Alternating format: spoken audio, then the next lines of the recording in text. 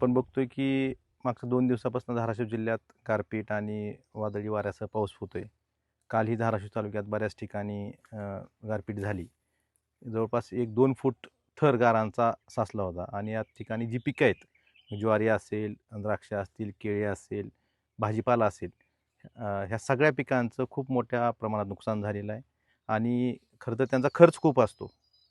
त्या प्रमाणात शासकीय मदत मिळत नाही. परंतु माझी विनंती एवढीच आहे शासनाला, की ह्या शेतकऱ्यांना हे शेतकऱ्यांचा खर्च बियाण्याचा असेल, रोपाचा असेल, फवारणीचा असेल, मल्चिंगचा असेल, हा खर्च खूप म्हणजे लाखामध्ये जातो आणि आपण मदत त्यांना काही हजारात देतो. त्यामुळे ही जरी मदत कमीत कमी आपण तात्काळ ह्या शेतकऱ्यांना मिळवून देण्यासाठी शासनानं लवकरात लवकर पावलं उचलावीत आणि एकही शेतकरी पंचनाम्यापासून वंचित राहणार नाही अशाही आम्ही सूचना दिलेल्या आहेत आणि सगळ्या शेतकऱ्यांना भरीव अशी मदत शासनाने द्यावी एवढीच विनंती शासनाला आम्ही करतोय. किती गावात नुकसान झालं? आपण बघतो की धाराशिवमध्ये आज आपण सकाळपासून बावी असेल, धारूर असेल, खामसवाडी असेल, या तिन्ही गावात नुकसान झालेलं आहे. त्या दुसरीकडे कोल्हेगाव, ढोराळा, देवळाली या कळंब तालुक्यातील गावाचे नुकसान झालेलं आहे.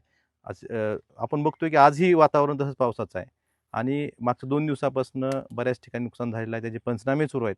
पण फक्त पंचनाम्याची सोपस्कार न पार पाडता भरीव अशी मदत ह्या शेतकऱ्यांना शासनाने द्यावी एवढीच विनंती शासनाला आहे.